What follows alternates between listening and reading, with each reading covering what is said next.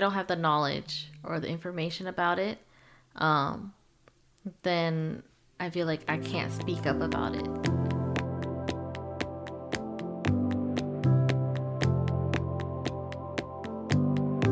Hello, welcome back to Ricebowl Reflections. I'm Janet.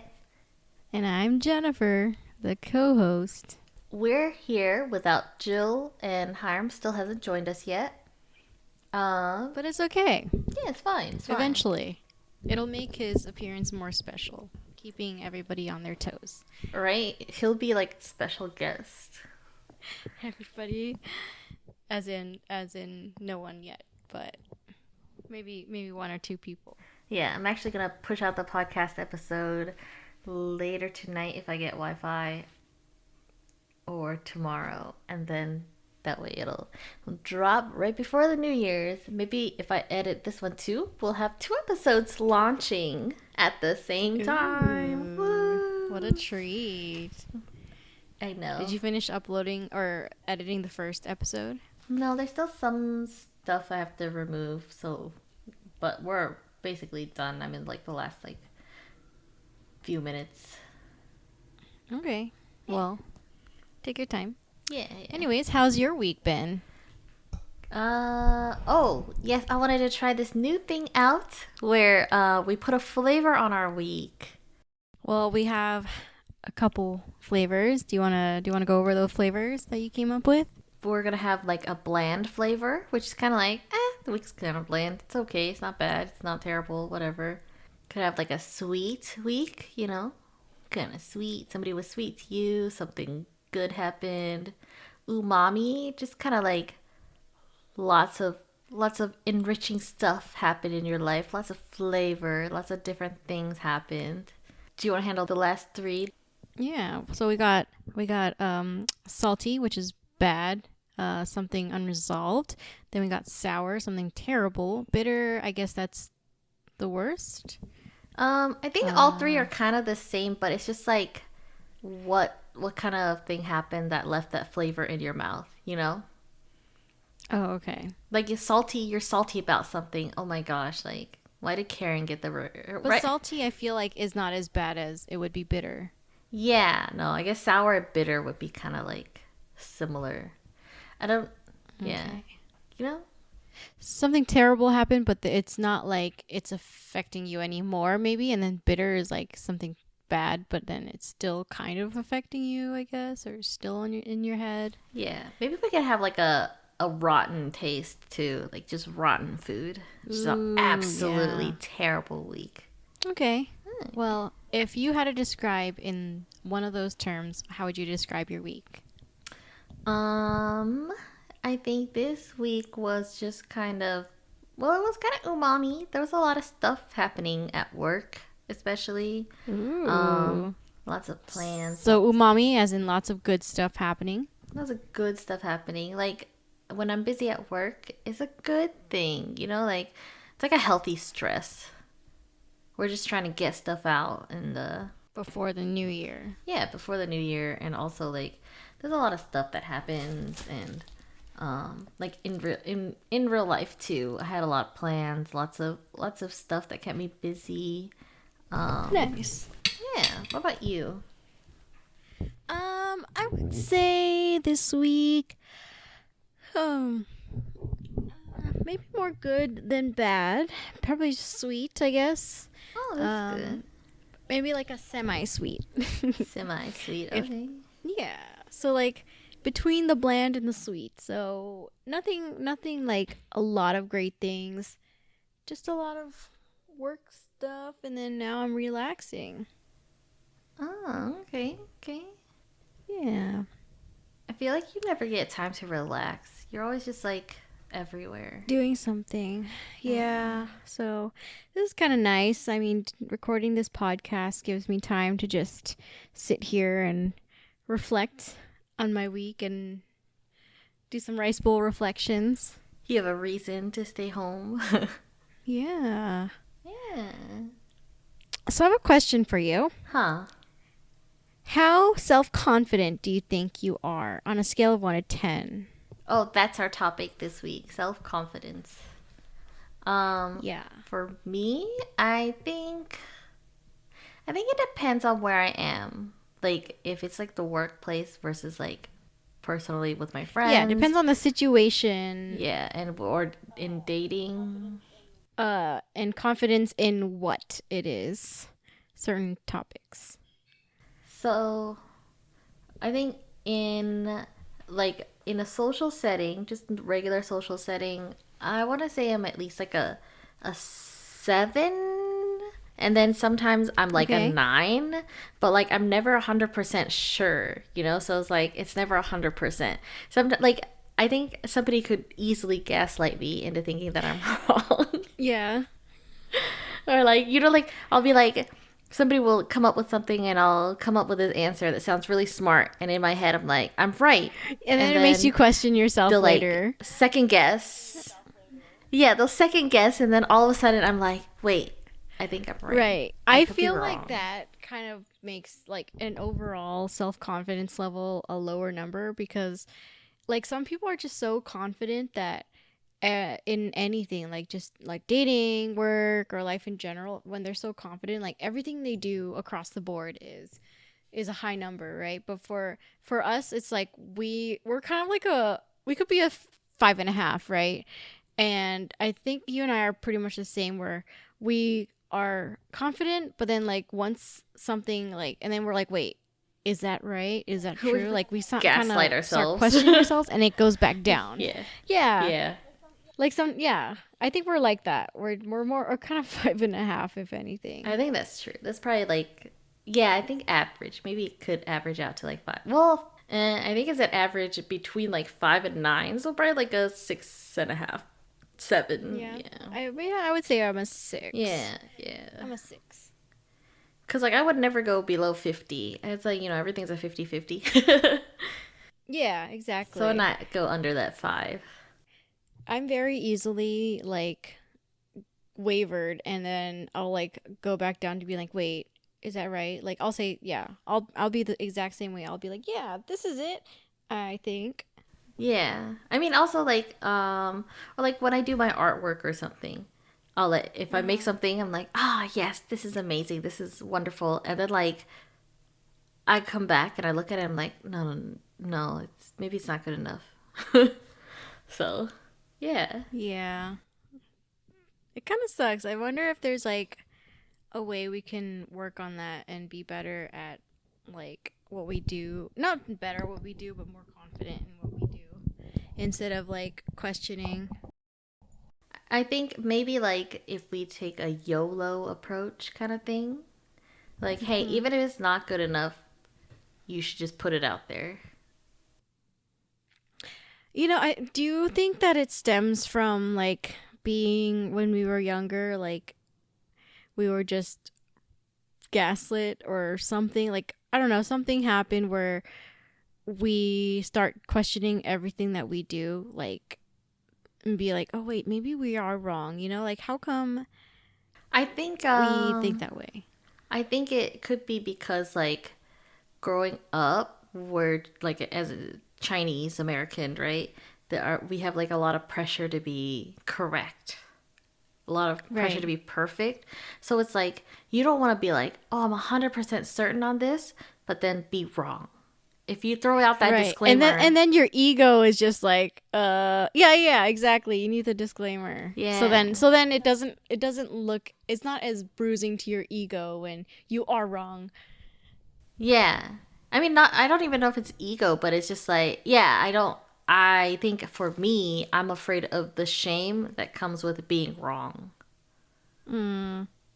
I get that. You know, Yeah, like if you're I'm wrong, completely then the it's like, same way. yeah. I mean, I don't think it's the ego. You're just like, oh man, you just kind of like tail between your legs kind of thing, where like if you were wrong, like that's how you feel. That's why I like to throw out my disclaimer, like, oh, I think it's this, but I'm like only 96% sure. You know, 4% Right. could be wrong, but yeah. Right. I said I think. I didn't say I know it's this. Yeah, I said it could be wrong, but you know, but if it was right, Right. then yeah. Yeah. And some people like are so good at not having to say that and then they come off so confident. I wonder if that's just like you just play it off, you know. And if it's wrong, you just have to say, "I'm sorry. I truly thought it was this, but thank you for correcting me." I think that like in a healthy person, that's easy to come to where you can apologize. But Mhm. like as an Asian Chinese American growing up, I want to say that I almost never ever hear our mom or dad say, I'm sorry. Unless it was something we did. I'm sorry my child did Yeah. this. But it's never something, I'm sorry I did this. But I feel like when it comes to work, if I do something like that I did wrong, I always own up to it. But when it's like anywhere else, I feel like it's harder for me to say I'm sorry, I did it wrong. Like more personal reasons. Yeah, like for example, this like when I was at work, I received like a blood sugar reading, right? And I'm supposed to like titrate the insulin to a patient and then I calculated it and then I was going to implement it, but then the person that was training me stepped away and I couldn't change the numbers of the medication, so I had to wait for her to come back. But then like I was so busy that by the time she came back, which was like probably 20 something minutes later, like I was doing something else and I completely forgot about it. And then the doctor comes over and was like, "Hey, like this is their blood sugar reading, like where are they at?" And then like I'm like, "Oh crap, like I completely forgot to change the number on the drip, the machine, you know." So then like I was like, "Oh, I'm sorry. That was me. I wanted to change it, but I didn't want to change it wrong. So it was my bad that I didn't update the drip." So like I had no problem saying that and like owning up to it. Are you even allowed to change the drip without documenting what you did? You know, technically you didn't I document that you have to changed it. document it after I changed it, but I never changed it, so I can't document it. Exactly. So, So nothing wrong. Technically, you were just waiting.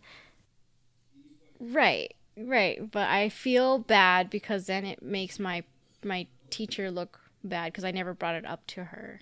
Oh, so like your teacher was back already.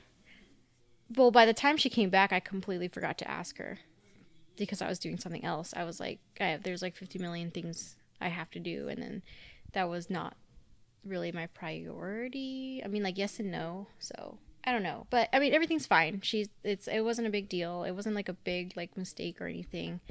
Just a learning opportunity, and it just taught me to write down questions that I want to ask her, and then next time I'll just write it down, and then when she comes back, I'll read it off and then ask her again. But not a big Yeah. deal, but it's just something that I feel like it was easy for me to own up to. That's all. But then when it comes to like relationships, like I guess in a way, like I if I'm arguing with my like partner, right? Mm-hmm. And if I'm wrong, it's hard for me to say I'm sorry. I think it's because I don't want to say ego. It's just that like I'm so angry that I want to be right. I don't know. Sometimes. Sometimes I do say that I'm wrong, but only if I know that I'm wrong. But like if it's a gray area, I don't say like, "Hey, I was completely in the wrong." I think in work situations, I could say the same that I do apologize if I get something wrong. And sometimes kind of like, oh man, sorry, I got it wrong. I'm sorry. Right. Maybe in work situations it's more of a black and white, like you're either wrong or you're not wrong, versus like in real life or like with family and friends, it's just kind of like a gray area. I think in work situations, it is kind of like a little bit more black and white, and everyone is there to like hold you accountable. But Mhm. like when it comes to like a personal relationship thing, it's like less factual and more like opiniony, you know? Right, right. Kind of based on your own rules. Yeah. And I could see that cuz I think I'm the same, but like Yeah. sometimes like I still don't feel like I did something wrong, but logically somehow someone has like argued that I've been wrong. But Uh-huh. like if I think about it in my logic in my head is kind of right. Right. Like if it was wrong and your logic automatically knew it was wrong, like you wouldn't have done it, you know? Like but in your head you're like, it's right, so I'm going to do it. Yeah. So it made sense to do whatever it is at the moment because it was right. Yeah. Like you didn't know that it was wrong. Yeah, and then also I guess like sometimes I guess it could be kind of, I don't know if it's ego, but it's just kind of like I think it's the shame thing. You feel like ashamed to admit that you're wrong, and then Yeah. so then you don't want to admit it. Do you think that has to do something with being like Asian American, like with how our parents were being Chinese?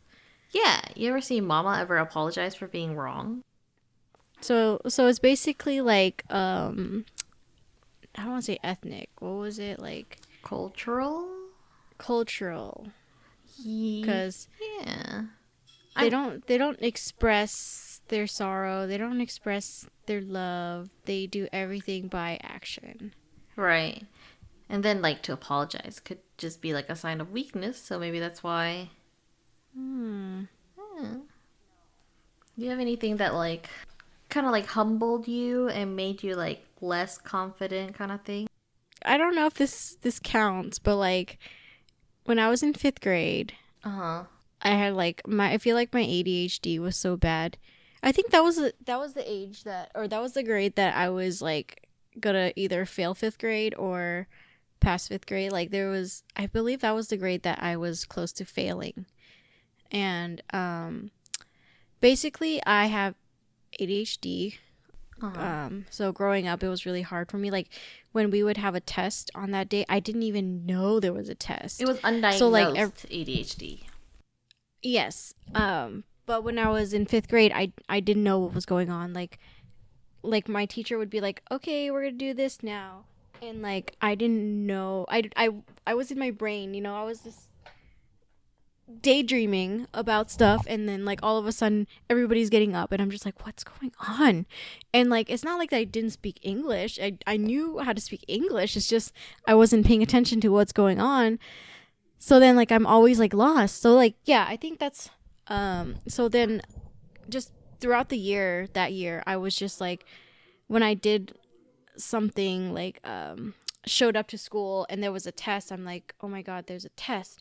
And then I would do bad on the test because I didn't even know there was a test. Just stuff like that. I feel like that year was very confusing to me. And then I would like, around the end of the year, I would tell myself like, oh my god, like ask more questions and see like what's going on, because apparently like you don't know what's going on.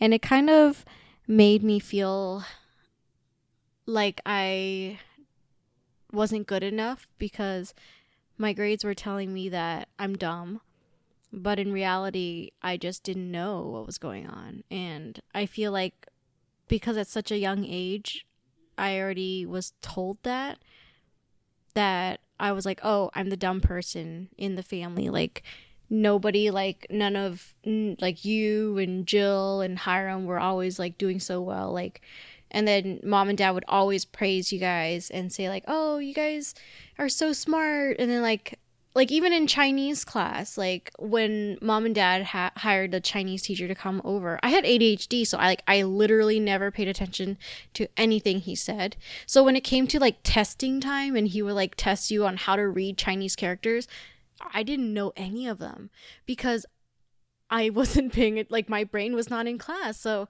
I would never like pass any of his tests. And then so mom and dad would be like, always be like, oh, like, yeah, she's just the slower one. So like growing up, I'm always like, oh, I'm just the slower one. I'm just dumb. So like, you know, like I never felt like I was smart enough to do anything. So I guess that has caused myself that's how I perceived myself, as someone who wasn't smart or wasn't good enough because everybody else is. Have you ever thought that maybe Jill and I were like a year or two older and we're a little bit more developed, you know? No, because I was like, well, maybe like no, because when I hit like your age, like the next year, I wasn't doing as good, you know? Like I had to try. I remember I would always try extra hard. Like, I don't know, a bunch. I don't know, like, if I actually did try harder than you guys, but like, I know I put in a lot more. I had to put in a lot more work to be able to get on the same level.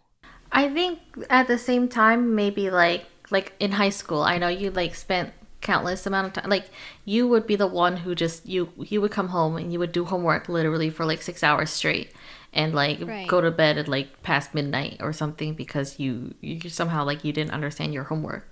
But it's like Right. for me and Jill, we just paid attention in class or not paid attention or whatever, and just kind of like kind of breezed on through because we just skipped the whole reading part.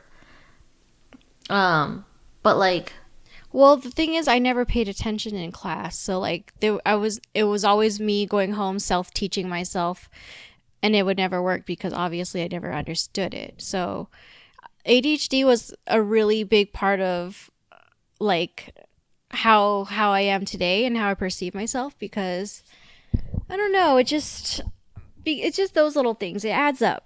yeah, and it just kind of sucked that like you weren't diagnosed early so that you could get the help that Right. you needed to um learn how to study in like ADHD ways, or like a specific study guide or plan for you to learn better. Yeah. Well, I mean, I feel like if I was able to pay attention, things would click faster for me and Uh-huh. I would be able to do things faster, but because nothing clicked, the light bulb never came on. So I think like it just became like that. And then but honestly, like when I got older and I went back to school, things clicked more easily. Um Finally, I don't know, maybe my brain just developed slow. I mean, or like, now that you know that you have ADHD, it's like a little easier. You can watch out for the stuff that like triggers you to lose concentration or something. True. Yeah. But all in all, yeah, that's I guess that's my specific my specific reason or like example of why I am how I am like with perceiving myself. So, Uh, it's I think it's going to always change like the self-perception thing, like how I view myself now is not how I viewed myself in high school or middle school, elementary school. So, yeah, I uh, think it's always going to change. But in the moment, I think I have more self love, I guess. So I perceive myself in a better light than how I did back then. well, that's good. Yeah. Well, how about you? Like, let's just see, like, let's talk about how you viewed yourself back then. Like, did you have to deal with mental ADHD things? And, like, I mean, like, because to me, I always thought you and, like, Jill always had it, like, because you guys were so smart that you didn't have to deal with all of the extra stuff that I had to deal with. But obviously, that was my perception of how you guys were. So, how was it for you on your end, your perspective? I think everything was going well until junior year. I decided to follow some friends into like an IB AP English 3 class.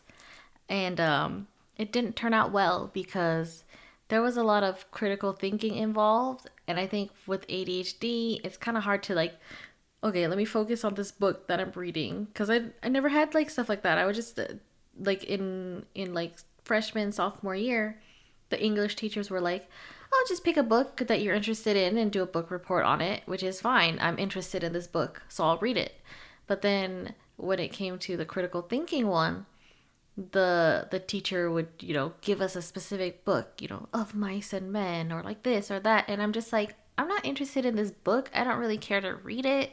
And so like for me, I like skipped it. I tried to spark notes it, and it wouldn't give me enough to write like a book report kind of thing, so I would have to, so then I would just make like a half-ass book report, or like I think I had to make like a book report thing for a book, and I don't remember what book it was, but I ended up being very unprepared, and then I didn't even bring it to class, and it was my day to present.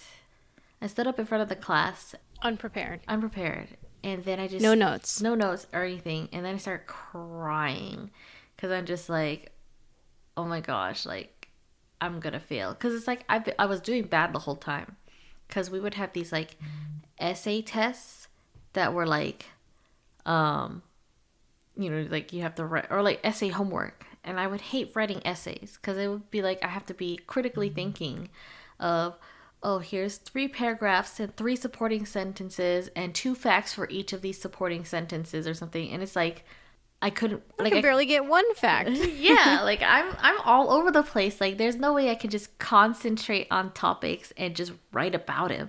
Like that's insane. Like even our podcast, without like notes and stuff of us following it, we're just literally like, remember the last one we had with me, you, and Jill, we were just all over the place. Like I have to go through the podcast and edit it because we didn't follow any notes. We were like here, we were there, we were talking about dogs, we were talking about relationships, we were talking about cousins, and Can I be honest though? yeah. I feel like those classes though, it was kind of hard because like it also has to do a lot with how the teacher interprets the reading, because if you don't interpret it the same way that the teacher did, the teacher doesn't understand what you're saying, and then they just like, well, that was wrong, but maybe they do have the right answer. I don't know if they had like an answer key or something of like, if your student writes something similar, I don't know what it is, but like sometimes I felt like it was very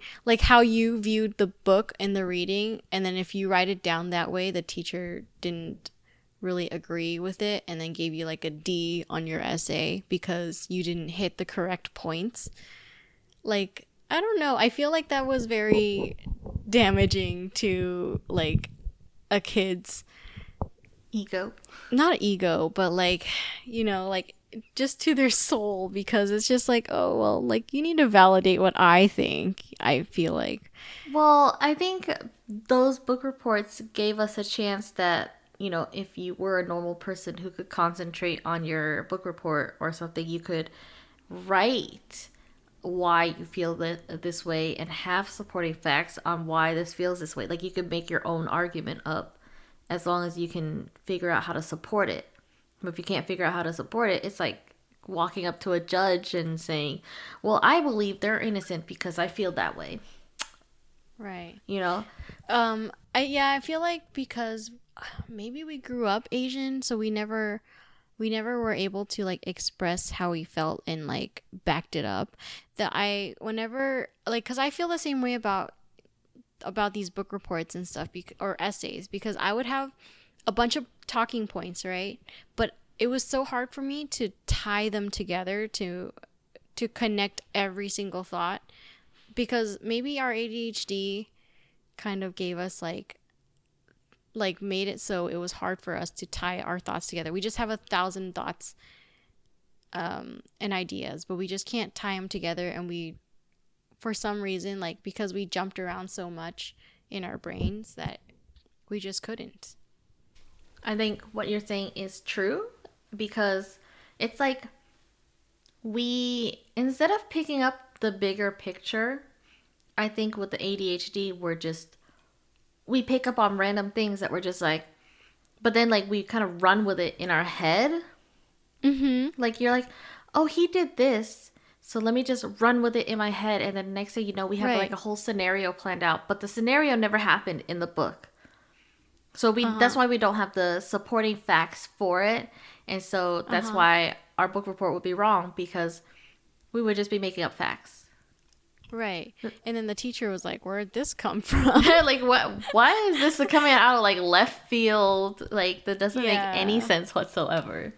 So I agree. Yeah, I think so. That kind of, like, I think that was like a very humbling experience to be in a class like that, where it's like you realize, oh, you're not really smart. Well, also I was in an IB AP class, like petitioned myself in there because I'm like, oh, I'm a smart person, but it turns out I'm not a smart person, or at least I'm not good at critical thinking.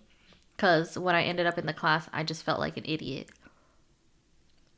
Um, I think it was just that we didn't have the history of being able to think that way, but if we were exposed to that kind of environment, that teaching style and how to like think that way, then we probably would have been better. But I agree. I don't know. I don't think I've never done the IB. I think I just did like honors English, and that was hard too. But I mean, I survived it. I got an A in that class, oh, well, but it was very hard. ever since I cried and ran out of that class, well, there was also fire drill, thank God. But like, ever since that Oh, Saved by the class, yeah, Bell. it was Saved by the Bell. I was crying, and then all of a sudden the bell rings, and I was just like, oh, okay, let's leave. And then like, but ever since then, I think I just did badly in all my classes. I don't know why. It just like made this big hit, and I just like, I think I just stopped caring. I don't know if it was like some sort of mental, like some like a protection mental protection thing for my brain, but like I just kind of Mm-hmm. stopped caring about grades and everything, and it carried on even into college, Uh huh. where I was just like, ah, fuck it, I'll skip the class, it's fine. Like anything stressful, I was just like, ah, fuck it, doesn't matter. Just turn off. Yeah, I feel like I turned my brain off. I feel like I couldn't do that. Like even if it got hard, I kept going because I know that it was not cheap to pay for these classes, so I would always try my best. Um so that was a little different. I guess some people just turn off when it comes to stress and you just want to relax. For me, Well, I'm a Virgo, so I just uh, overthink things and I keep going. I think I did care, but at the same time it was like But you're an Aries. I couldn't bring myself to care. Like I was like, "Oh, I'm failing microbiology again for the second time." Like, but you know what? I don't feel stressed enough that I'm going to sit down and read this book. Like even in like Oh, nursing school, like I was like sometimes I would be like, "Ah, I should read this." Like I'm like I should do this. I should read this book. I should study for this. But like it was difficult for me to care, I think. I don't know what happened. I like mentally snapped during that time and just like I don't care about it. maybe you're just burnt out. Just burnt out and just of all the work that you were expected to do, and then also the expectations from home, like that the grades needed to be good. So then, like you're like, well, I'm already doing bad, so what's the point in trying? And you just kind of give up. Maybe. I think burning out could be a thing too. But like I've never been burned back in. Mm. Maybe you just need like a really good motivation. Like you're going back into school. So, I mean, that's a good sign that you're ready to jump back into relearning or learning things, new things. Yeah. Um Yeah.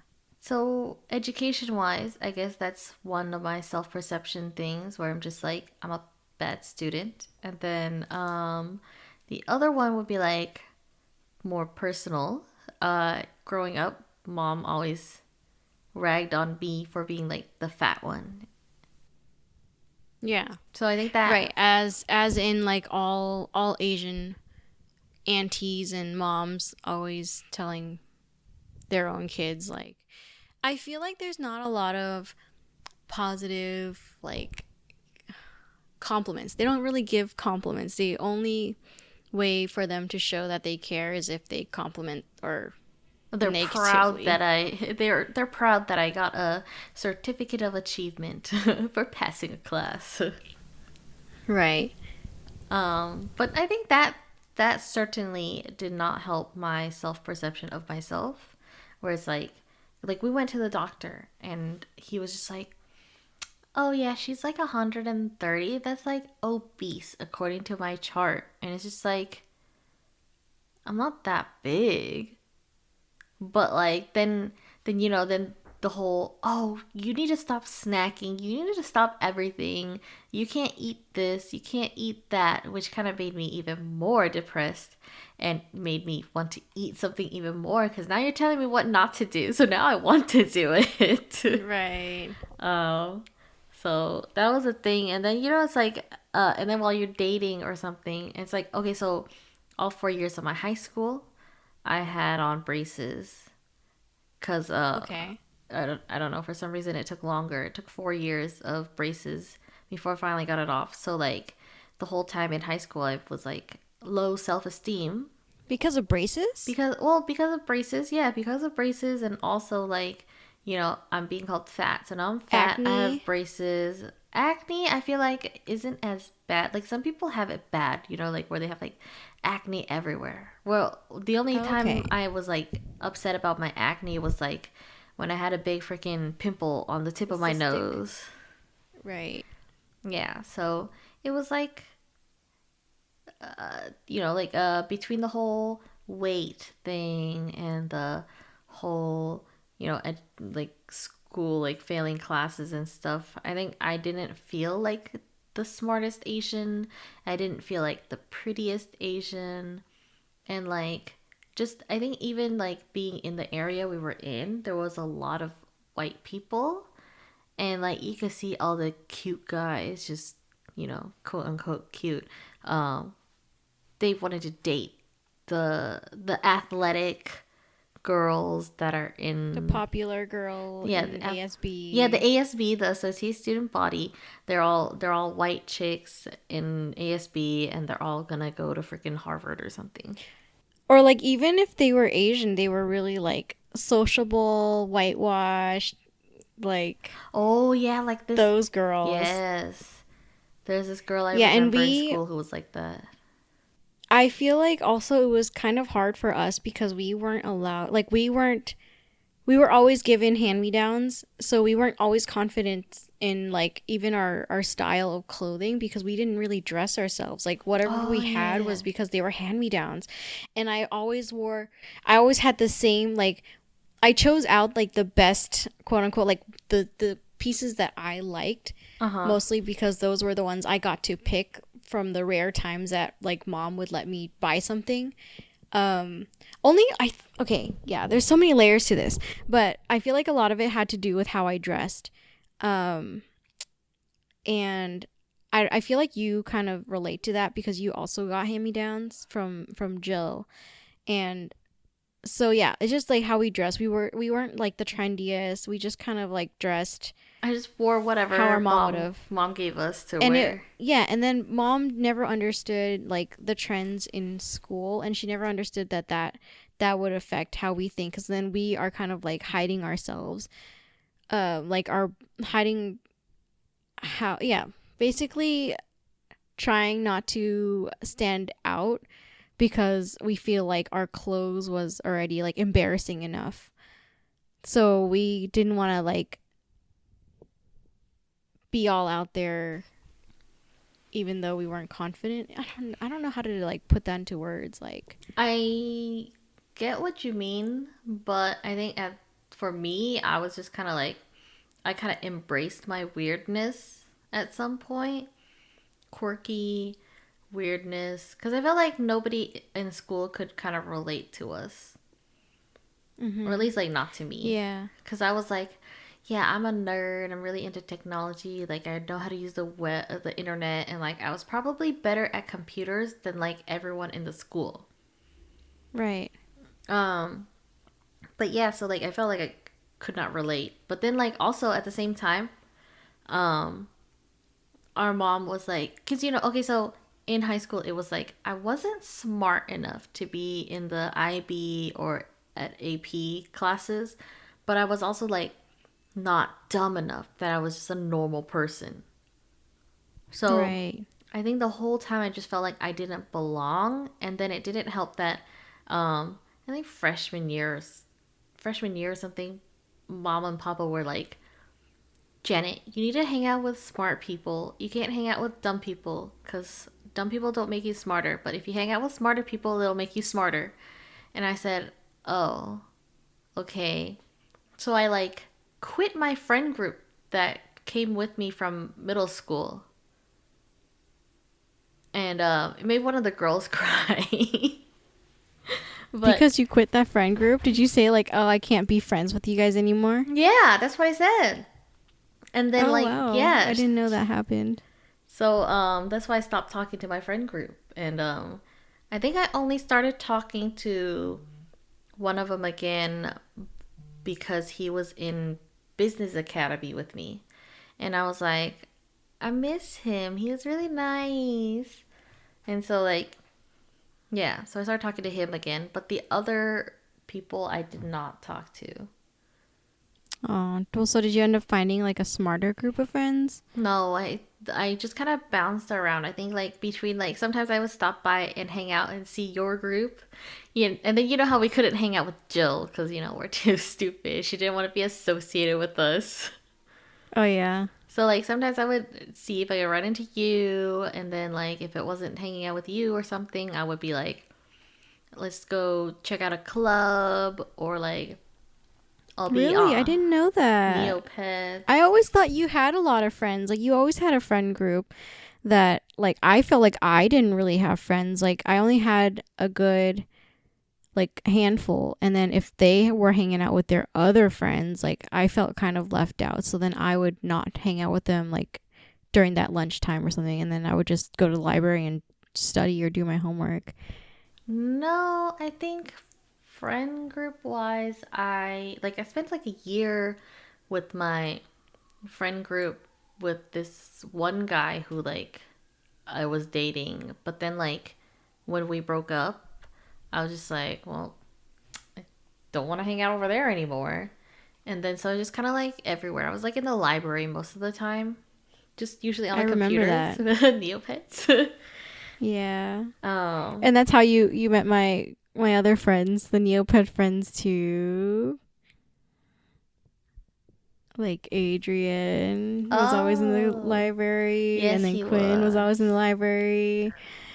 I thought they were hanging out with you outside in the lunch area, the lunch Um, benches. yeah, I eventually would like. I think that was around the same time that I started hanging out with them, like in the library, because I would always go to library, and then they knew I was in the library, so they would come from the lunch area, the quad, and then just hang out and play Neopets. So Adrian was actually a really nice friend. he was. I still don't remember why you guys broke up again, like as friends. I don't. I don't really remember, but I think like we just didn't really have much in common. And I Oh, think he like didn't like Quinn. oh, He always called her like a slut. And then, sorry, we're gonna cut this out, but that's probably why. Like, I think I chose Quinn, because she was always the one hanging out with me, and like I felt like Adrian always had like many other friends, so it like wouldn't matter if I hung out with Quinn. oh. It's so funny because he like when we were hanging out, he was like, "Man, I remember I promised Jennifer I would like get her like a yearbook or something, and like I should get her one." I was like, "Why? You don't even hang out with her anymore." He's like, "Yeah, but I kind of promised." And I was Oh, like, "Aw, like he's actually really yeah, he was sweet." really I sweet. can't believe Jill He kicked actually his butt once when he threw a Snickers that bar was at her or Damien. something. Was that? Oh yeah, yeah, because she couldn't hit Damien, so she had to hit Adrian. Poor thing. Adrian was so nice. He used to buy me lunch. Like, remember? Okay, so mom used to give us like $1.50 or a dollar dollar for twenty lunch. five. No, it Yeah. was just $1 for lunch, and then like, and he was always like, "That's not enough," and he would buy me like a whole nother lunch or like buy me extra things that I liked. In middle school, so that was really nice. He like had money. Well, he actually spends his money very carelessly, I would say. Yeah, I wonder how he is now. I don't know. I mean, Remember we went to his house? yeah, like the last time I came back, we visited his house. Then we never ended up hanging out because I think COVID happened. Uh huh. And like I said I would teach him how to drive a car, but then I think he never like hit me up, so I just kind of like flaked on him. I don't know if it does it count as me It wasn't flaking a or does it count as priority. his him flaking, but Well, if like he never hit you up, then like there's no point. Like you already went all the way to his house an to offer to like, teach him. Like he should have took the initiative and exactly. said, "Hey, are we still doing it tonight?" Then I would have said, Exactly. The "Yeah, ball was in his court. Exactly. that's true." I felt kind of bad, but then at the same time, I was like, "Well, if he's not committed to it, I guess I can just flake on him." Like that's, I think that's the kind of person I am. Yeah. I think so too. I feel like um I think like because we grew up Asian American, like we growing up Asian, you they always tell you like, "Oh, don't bother that person." Or like at least our mom was always like, "Don't bother that person." Or, so we always felt like we would be a bother if we initiated something. So we always wait until the other person hits us up and then we're like, "Okay, like if they're coming to me, then like I'm not bothering them because they're coming to me." Oh, I didn't think about it like So, that. But kind of, yeah. yeah. So that's why like I feel like even nowadays I don't hit people up even though like I like I think of someone as a really good friend. I still don't text and I don't initiate a conversation because I feel like, "Oh, I'm just bothering them." So if like they're like, "Hey, let's hang out." I'm like, "Sure." So, yeah. Ah. Well, for me, I think it's more of I'm kind of like I don't know if I'm not in I am kind of introverted, but with my friends I'm not, but at the same time it's like I'm not lazy, but I get like social anxiety before I go Mhm. somewhere. So I'm like, Uh-huh. "Oh, I'm going to have a bad time or something." But then like when I do hang out, it's like a good time and I'm like, "Oh, well, I'm glad I came Right. out." But I think part of it is like I don't push plans unless like people are like hold me accountable for it because I'm like socially anxious about hanging out with them. I would rather Yeah. stay in the comfort of my own home. Yeah, I learned in psychology class, the beginning of my college years, they were saying that humans just are are more likely to think towards a negative. Like that's why we have like anxiety is because that's just our natural response. We always just think of what's bad that's gonna happen. So that's why some people have more anxiety because we are more prone to thinking that way. Yeah. So just gotta have to try to break the cycle. Like catch yourself in like when you think about these bad things and just stop yourself from thinking that way.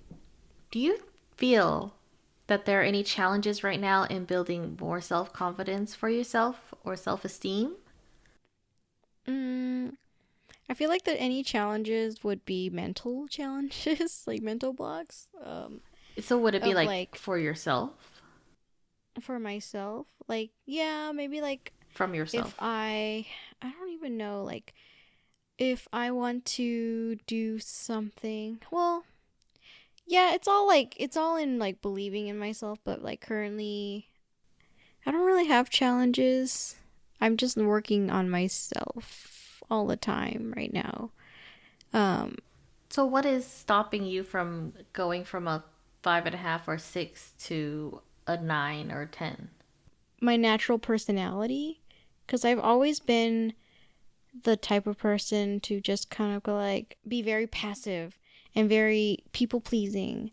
And if something happens, I'm like, "Oh, it's okay." Like, so I think I just keep letting that stuff happen. Things happen to me, and then I just let people walk on me, and then I don't know. I just am too passive. I'm a people pleaser. So then nothing ever happens. Are you afraid of conflict? Yes, Okay. I do not like conflict. So maybe that's why, like, I can't stand up for myself and then come out as more confident because then I question myself and I'm like, maybe it's me. Hmm. And so yeah, I feel like that's that. It's just in my personality. Okay. For me, I think it's knowledge. Knowledge. Yeah, like I think it's like if I don't feel like I'm the smartest person, like if I don't have the knowledge or the information about it, um Uh-huh. then I feel like I can't speak up about it. Because I guess Okay. I guess the challenge would be I'm just still afraid of being wrong. So that's why I want to know all the facts before I spit stuff out. Mm, And I get then that. yeah, and then for like dating or something, I think my confidence would be higher if I can just like I'm always like the roadblock is oh my weight, my size or All something, right. My my appearance. appearance. If I could do makeup better, if I could look skinnier, if I could fit in a medium or something, like something like that. Or if my mom will stop calling me fat, then or if my dad will stop calling me fat every time he sees me, you know? Right, I think right. that's another challenge that I have to try and overcome is just not care. Not care about what your parents are telling you Yeah, not care about what or my how you parents are look telling like. me. Also, like ex-boyfriends when they get angry, you know how they like spit stuff out there that they usually don't Yeah. mean when they're nice, but then like when they're angry at you, they'll spit it out and you're just like, "Wow, was it true the whole time?" Right. Just to hurt your self-confidence, they say these hurtful things about your image. Yeah. So, it's Mhm. like I think I still have to overcome that. That's part of the reason why I'm not like a 10. I'm not the smartest person. I'm not the most beautiful person, and like I'm not the best person. Is what kind of thing affects my self-esteem and self-perception. Yeah. I think there's a lot you need to, in my opinion, like to help you. You should have a lot of more self-care days. Like I know it's hard because you have so much like things going on, like you have work and then you have Rover. So it's kind of hard to put time aside for yourself. But I would definitely put time aside and like do face mask or like do some spa days, like things that'll make you feel better. And like I think naturally it'll make you feel more confident in yourself because if you just like do your nails once in a while or even like get your hair done, like it helps boost your confidence a little here and there. Okay, I'll take that in mind. Yeah. But I know easier said than done. So, what do you think about being Asian American and like having an Asian American identity that ties in with like mental health? Because a lot of our self confidence comes from our mental health and how we feel about ourselves. So like depression affects you, ADHD can affect you, or like anything on the spectrum can affect the mental Mm-hmm. health. What sort of experiences do you have with being Asian American and like let's say depression? I haven't really thought about that, but I feel like in Asian culture, there's not really like they don't really acknowledge these things. So like sometimes I feel like me knowing that I have these, it feels wrong. The depression feels wrong, Like or the or Asians not like acknowledging it feels wrong? Asians not acknowledging depression. So whenever I do get into like depressive episodes, it feels like something's wrong with me, but like I can't help it because it's like hormonal sometimes or like I don't know. It's just I I don't really know how to put them all like I have so many thoughts about it. It's just tying them together is kind of hard to express. How why don't you start? Okay. So I think a lot of older generation Asian American parents uh just don't believe in depression. Like our mom, for example, when I told her about our brother having depression over a breakup, she just said, "Oh, he's just acting weird."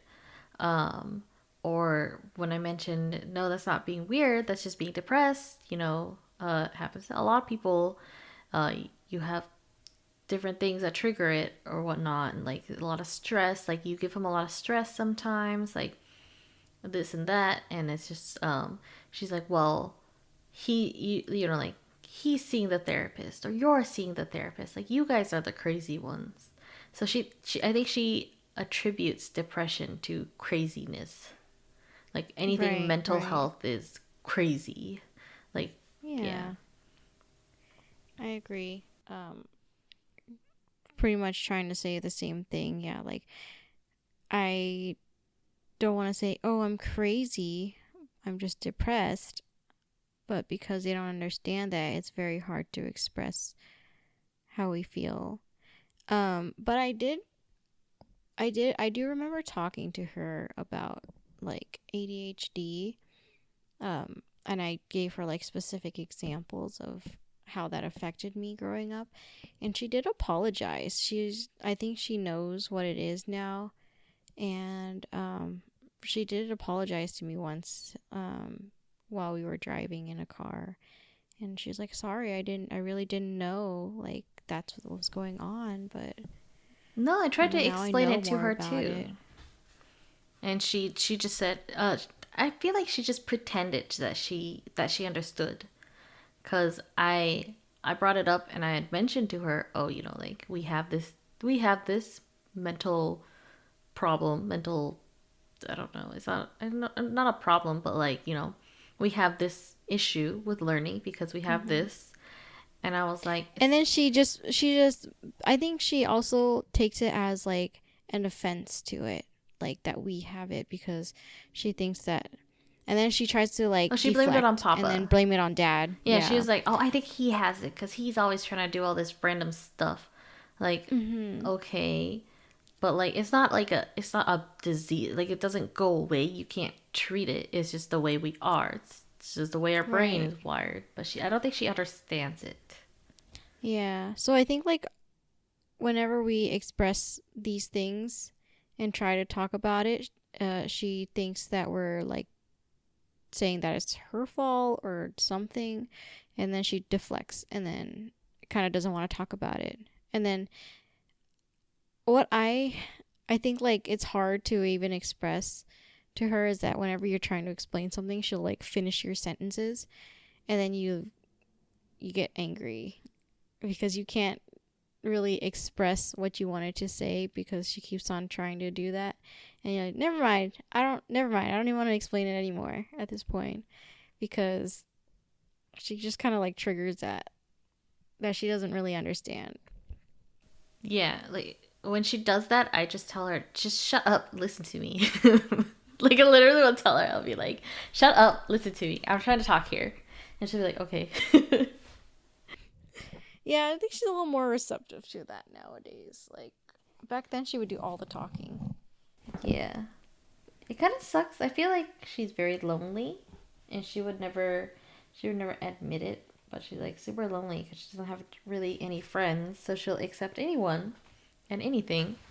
And yeah, just kind of annoying when she tries to talk about the same story over and over again. Yeah. I think she would have more like things going on, like more friends and stuff, if she was a little more positive and like put people in a more positive light, in general, because it's kind of like what you put out there. If you put out negative stuff into the world, you're just gonna receive the negativity. Versus like if she was more positive about everybody in general, or like things that happened, then I feel like people would want, if she would like radiate like a light that would attract more people. But because she's not like that, it's like a vicious cycle of her pushing people away. All right, so so let's say if you see depression in the family, like if I came up to you and said I'm depressed, or if Hiram came up to you and said he's depressed, or Jill, like what would you do? Would you ignore it? Would you share it with other people? Or would you just kind of like keep quiet? Well, I think it depends on the person, and if they wanted me to like be able to share that with someone, that could possibly help. But I think if one of you said that, I would be like, okay, is there anything that I can do to help you in the moment? I'm okay listening. Like, do you want advice, or do you want someone to listen and go from there? And if they said, hey, like, I don't want you to tell anybody, I won't tell anybody, and I'll follow up and deal with it as we go, but I'm not going to tell everybody what happened. Like, I feel like if you want them to trust you, then, like, you can't tell other people, because then when they find out that you told other people how they're feeling, they're going to shut you out again, because they can't trust you anymore. So I try not to say anything unless, like, it's a really important situation where, like, it's a life or death, and if I don't tell anybody because I feel like it's overwhelming and I need help to deal with this situation, I will tell somebody who will be able to help, but it has to be somebody I can trust that will be actually handle it and not take this information and use it as a weapon against the depressed individual. Yeah. How about you? Um, I think for me, I'm not super equipped to help people who are depressed. So like I'll try and like listen to them for a while. But like if it gets out of hand, like life or death, like I'm not the type of person who can tell when they're serious about something like that. So like I would probably try and take like get expert help in it versus let me just wait around and maybe it'll go away or something. Because I don't want to be responsible for something like that to happen.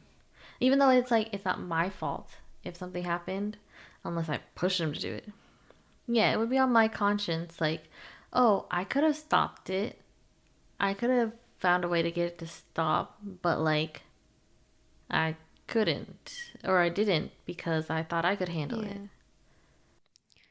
But, like, at the end of the day, we aren't trained professionals to deal with this stuff. We're just, trying to help someone in our lives that are dear to us. So it's, you just have to remember that you can't control what someone else does at the end of the day. And if they want to do something that affects their lives, then they did that. And you try your best to avoid anything bad happening to them. Yeah. I think that's a good thing to keep in mind if you have depressed friends or family that confide in you. And like I think one of the reasons why we don't share anything like that, like oh I need mental help or something, is because like growing up, it just felt like oh if we said we needed mental health, it just means you're crazy, Right. or We like didn't want to, quote unquote, admit that we're crazy yeah, like our or be seen as crazy. yeah, and Chinese word for crazy is chi xin. We don't want to be cheesing. Same, I don't want to be chi xin. Yeah, I feel like it's easier for us to express our, like, mental health issues with other people that aren't Asian, like, that don't have the Asian mentality. I think the people our age is easier to share if we're mentally depressed or something because I think they grew up feeling the same way. But there are Yeah. some people who are like the older generation who don't understand. Right. They're very black and white. They're like, you're either crazy or you're not crazy. Like, there's no spectrum. And, like, for us, we're like, this is spectrum.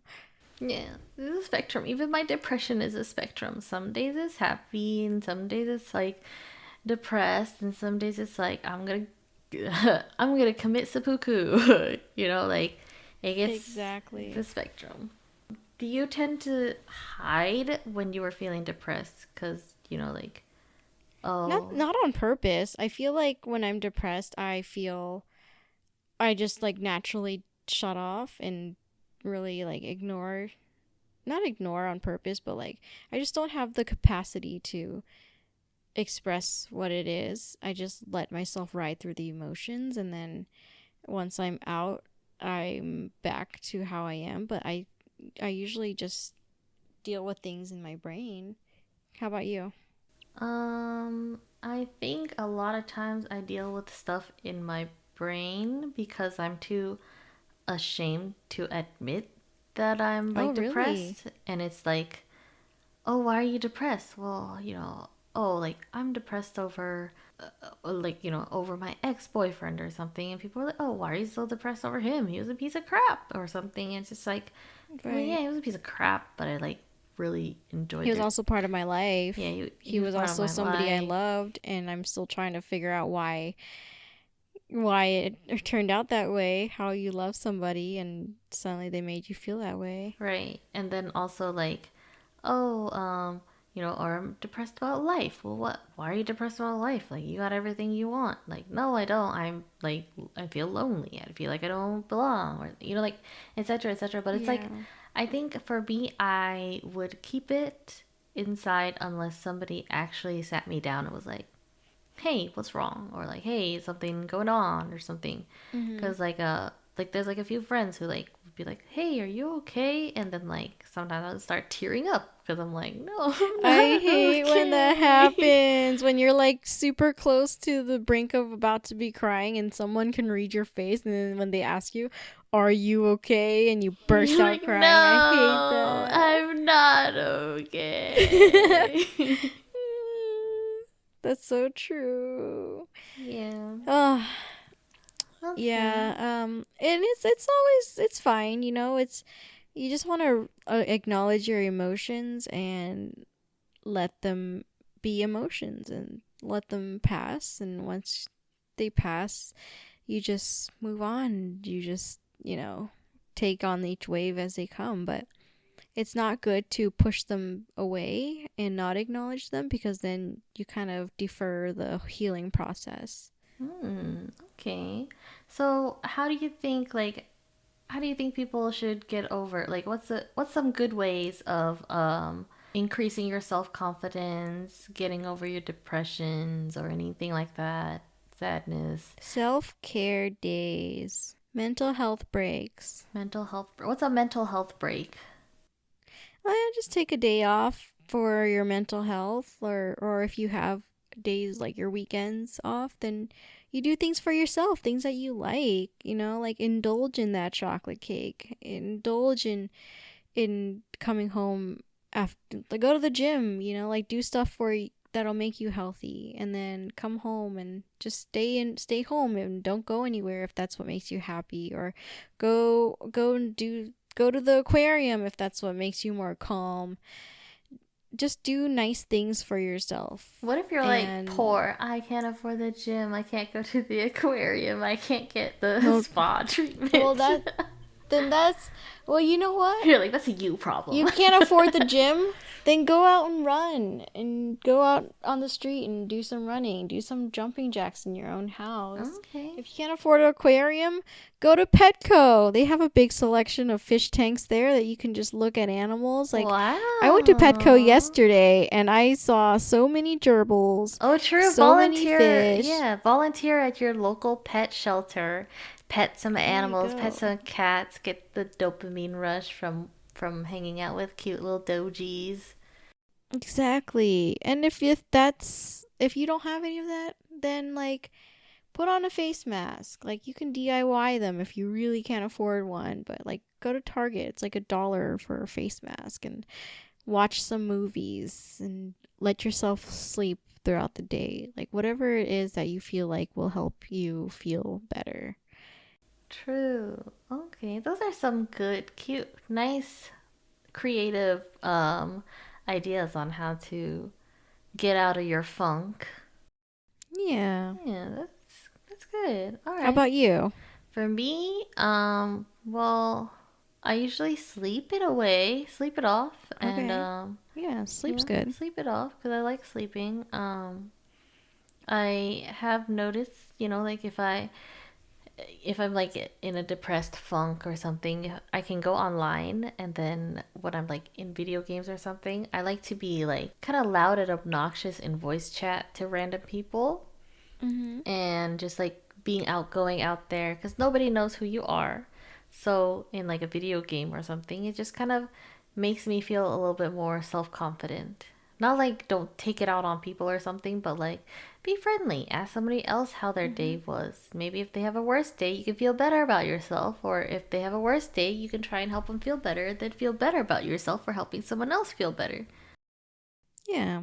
I feel Hmm. like as humans we're naturally social creatures, even though we don't admit it, or sometimes we'll say we're antisocial, but at the end of the day, we're naturally social people. So when we have some sort of positive social interaction, it makes both parties feel a little bit better. That's true. Yep. Yep. All right. Do you want to share some stories of you feeling empowered or any sort of like growth in your confidence? So self reflecting and discussing like mental health, Asian culture, stuff like that, I feel like that helps me feel more normal and more at Right. peace with myself. Finding somebody who or finding something that you see that you can relate to help heal yourself. Like seeing that other people experience the same way, Mm-hmm. the same things makes you feel like, "Oh, okay, like I'm not alone in this." Yeah, like I think the word is a terrible word, but it's trauma bonding. And I feel like Yeah. when I trauma bond about my past or anything like that with people who are similar, I feel a little more empowered cuz I'm Right. I think sometimes it's like, well, why did we have to feel this way? I think we don't have to feel this way, and I think we should Mhm. let the world know. You know, there's this thing that I do that done like since I don't know, since I was really young, but like I noticed I started doing this. So I had this experience when I was I don't know, like 2015. I don't really know, like almost 8 years ago.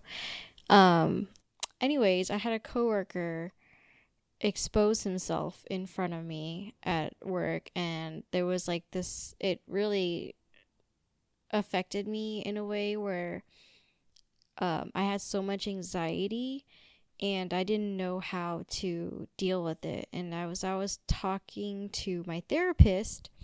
Um, she was telling me like I can try reading things online, like forums, and like read other people's experiences because it helps you like put into words of how you're feeling, and so that's what I did. Like I just and I feel like since then I've used Reddit a lot. Like I would if every time I feel that I'm going through some feeling and I don't know how to like describe it, I would just like Google like Reddit and like put my feelings in there, and usually there's like a Reddit forum that's like of somebody who's going through the exact same thing, or like something very close, and I'm able to just read like comments of like from that forum and be able to relate to that, and then seeing a bunch of other comments that can be relatable to me, and it makes me feel better. Wow, wait, I never thought about that. But that's a good idea cuz you feel less alone. Even if the Mm-hmm. post is like from like 5 years ago, you're like, "Man, other people felt the same way and like they've managed to verbalize what they were trying to think." And it's like, "Wow, I Yeah, didn't think of it that way." right. It's so nice. Just like that's my piece of advice. Just Google the word Reddit and then like whatever you're feeling, and it usually pops up with the thread. It's so crazy.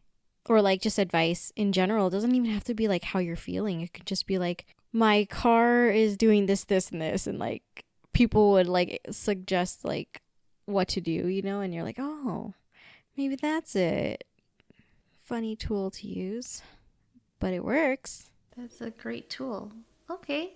So this episode we talked about self-confidence, mental health, depression, how to some cool tips on how to feel better temporarily at least until you can pick yourself off your feet again. If any of you listeners have your own stories or reflections, you can share with us on social media. We're on all the social medias. Ricebowl Reflections on Instagram or Ricebowl Pod on X. Um, feel free to hit us up, send us a DM about your own stories, and maybe it'll make it onto the next episode. Yeah, let us know so we don't feel like we're alone. Yeah.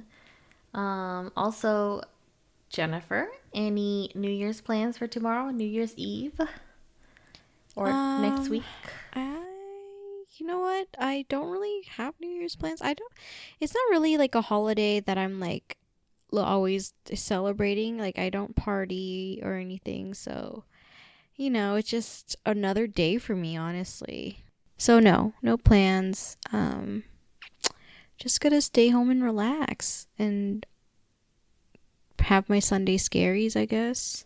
Sunday scaries. Do you watch scary movies every Sunday? No, it's just like dreading work. Oh. Usually that's what it means. Like, you're dreading the next day because it's Sunday, Like Monday, people usually work. Yeah.